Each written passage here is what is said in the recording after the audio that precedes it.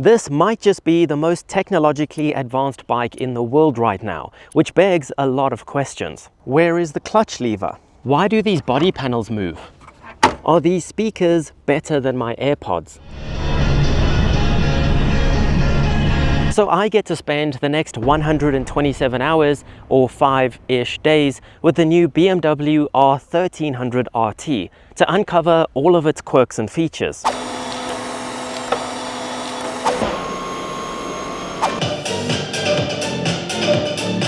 Because it is without a doubt the best way to munch miles. But is it actually fun to ride? I have never ridden anything like this, so I'm keen to find out, and then see how it stacks up on the scoreboard. The RT name has been in existence since 1978 with the launch of the R1300 RT, and you can see that the essence of an RT hasn't changed all that much in almost 50 years. They already had a boxer engine, already had a big fairing and windshield, and even panniers. I guess that means they got the concept right from day one.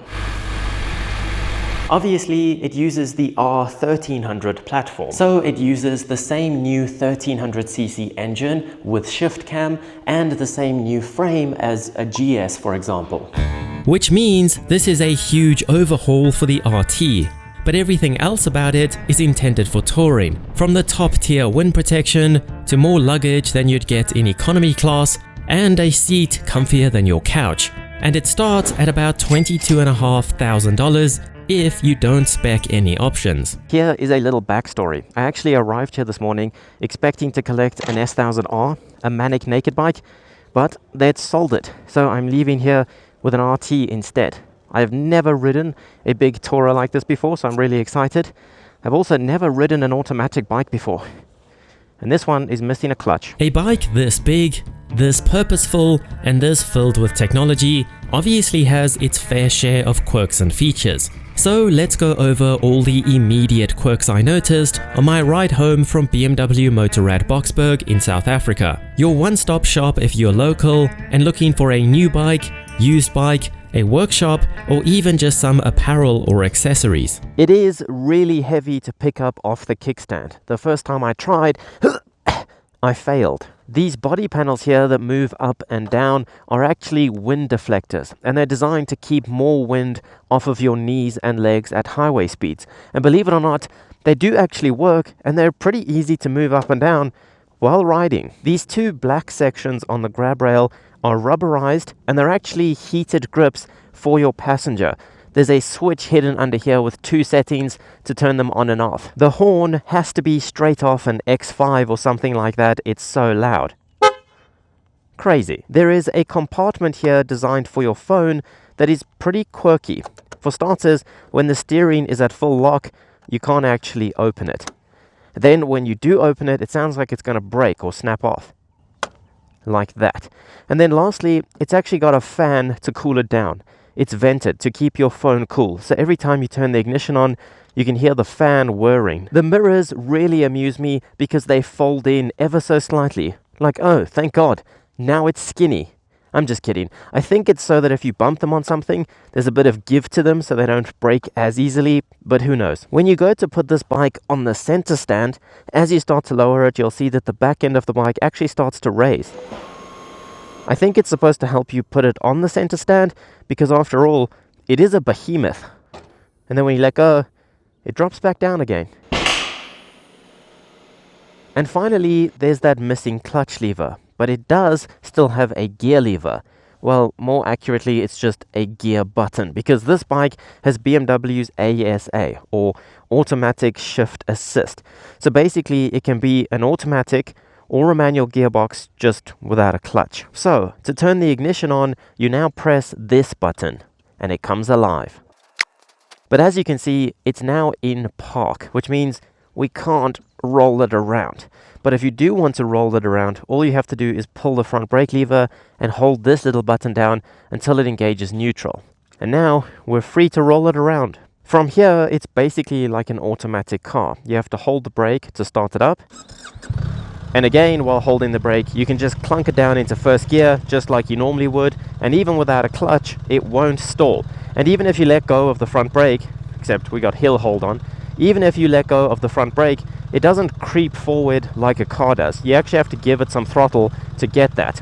So you can see here it says we're in 1M now, which means it's manual mode. So now you can just ride around like normal, changing gears yourself without the clutch, essentially like having a quick shifter. However, if we push this button once more, you can see on the dash it switches from 1M to 1D. So now we're in drive. So you can ride around and it'll change gears automatically for you. Of course, you can override that yourself with the gear lever if you think it made the wrong choice, but if not, it's going to shift for you. So that is how you physically ride it, but I'll get to how well it works in a minute, because it's not perfect. But first, let's look at it, if you can.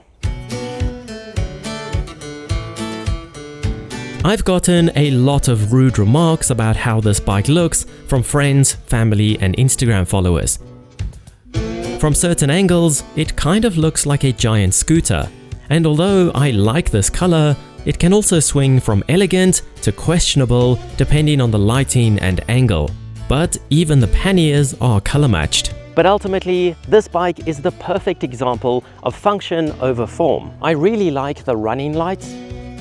I like the gold headers. And I think they've put a nice looking wheel on the single-sided swing arm, but you can't really see it behind the panniers and exhaust. The over 10-inch TFT looks impressive. I guess their regular one, like you'd find on just about every other BMW, would look tiny on the RT. There is a 12-volt socket in the cockpit. Obviously, it has a shaft drive, so you can tour the world and never adjust your chain. And yes, these giant plush seats are as comfortable as they look. But I don't know, I kind of like the way it looks because it's so different. What do you think? In the workshop, it is a beast to move around. At just 60 kilograms, I found it safer to be on the bike to move it around rather than to stand next to it and push it around. But it is still very easy to flat foot, even at just 5'7".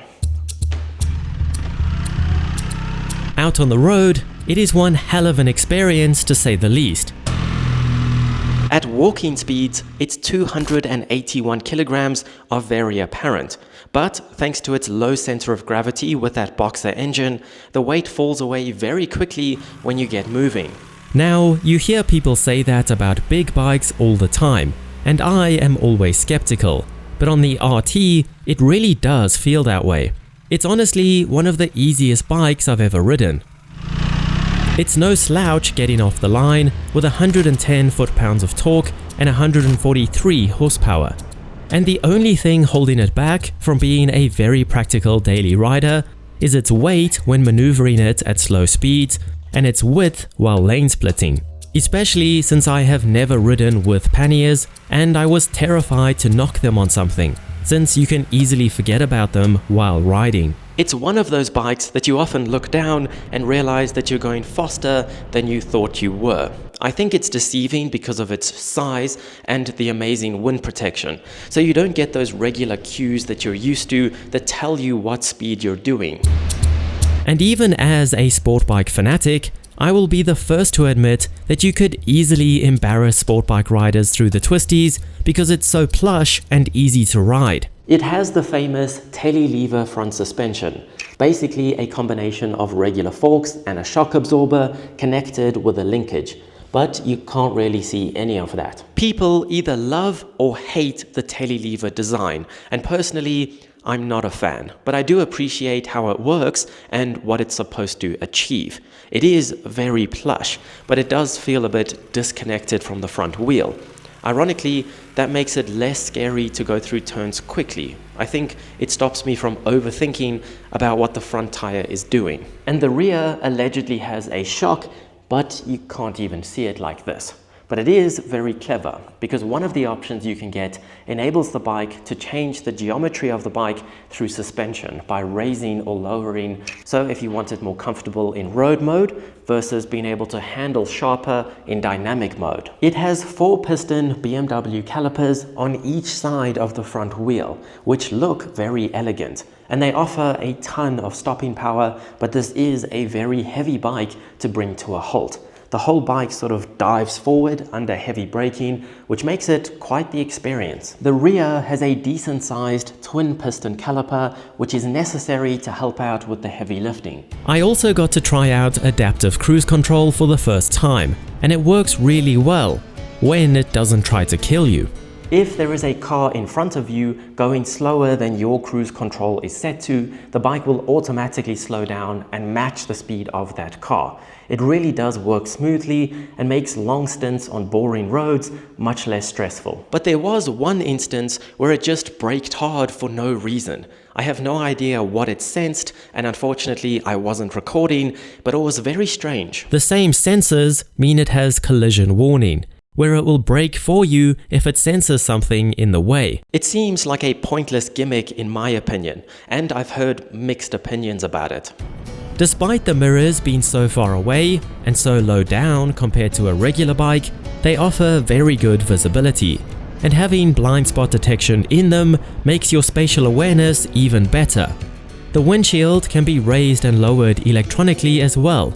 There are also 4 buttons you can set to any function you fancy.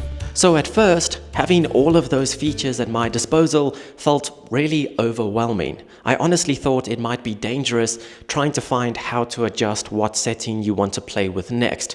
But in reality, it was actually really easy to grasp. There is no longer a button for everything. Instead, there is now one button that brings up all of your options. You can then use this wheel to navigate and select which setting you want to adjust.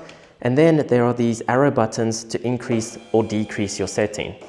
To be honest, I've spent my entire life mocking bikes with speakers on them. The whole world doesn't want to hear your favorite record from the 80s, and speakers on a motorcycle can't possibly sound good at freeway speeds. So I was really surprised when I could hear them clearly on the freeway, even with earplugs in.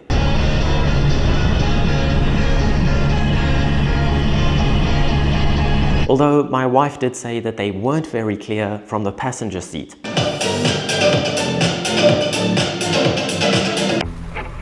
And I think I'm the only person to still wear a backpack, even with 2 empty panniers. But even though they're expandable with this knob, so that they can fit a helmet, they still aren't quite big enough for my massive camera backpack. So I'm sure you've seen that a lot of manufacturers are coming out with automatic options. And as a die-hard biker, my instinct is to hate on it. But the truth is that it's not intended for people like me. And if it helps someone with a disability ride motorcycles, or if it attracts a whole new audience to motorcycles, then I think it's an awesome idea. Ironically, it shifts smoother in manual mode than in auto mode. I'm not sure why. It basically feels like riding with a bi-directional quick shifter, since you don't have to pull a clutch in and it rev matches for you. Except that the gear lever feels kind of strange, because after all, it's basically an electronic button. It's not physically attached to the gearbox. When you get to the end of the gearbox, for example, the gear lever keeps moving and keeps feeling the exact same way, as opposed to a real gearbox, where when you reach the end of the gearbox, the gear lever doesn't move as far. It doesn't have that tactile feeling anymore. This always feels the same. So manual mode is great. Obviously, not having a clutch is very weird. I still sometimes reach for it when coming to a stop. And when trying to do maneuvers that would require fine clutch control, it can be a bit clunky. But for regular riding, you'd never even know that it wasn't a regular bike. Auto mode feels lethargic. It's resistant to dropping down a gear when you crack the throttle open because you want to accelerate quickly. And since it doesn't know what is coming up next, a stop sign, a turn, or just traffic, it often downshifts very late.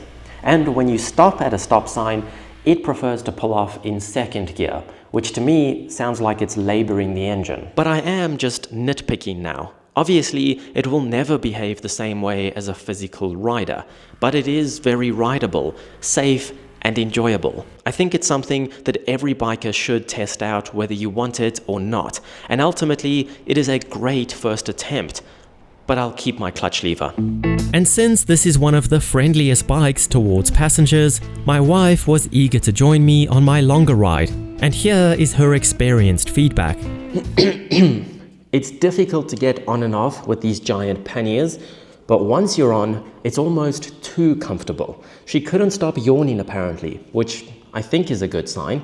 She also really liked the grab rail here that had lots of different positions to grip it in, and she really liked the heated grips, even though it's not winter. She said the exhaust also acted as a sort of leg warmer, and she preferred the windshield all the way up, so she was protected as well.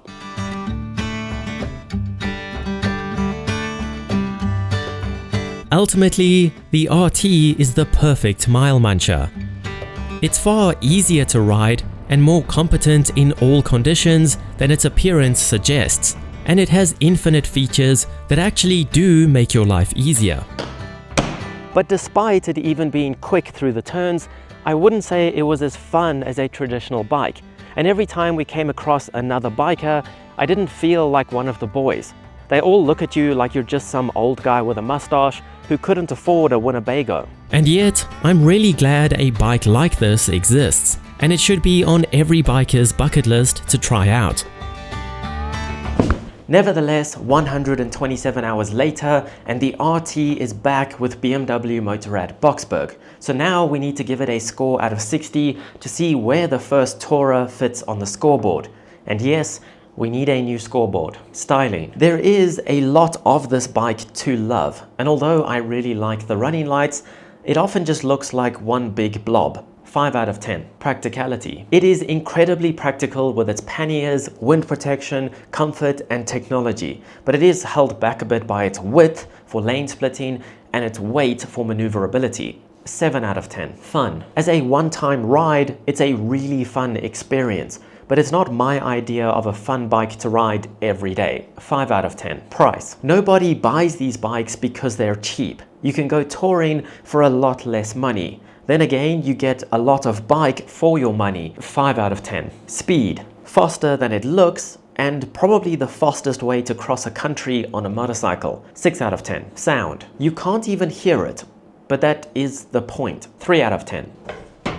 Giving the R1300 RT 31 out of 60 and placing it below a Triumph Rocket. That's just what happens when a Tourer goes on a sport bike fanatic scoreboard. But anyway, there is a whole playlist of videos like this if you enjoyed this one. Let me know if you would add the RT to your collection, and I'll see you on the next ride, even at Winterbed.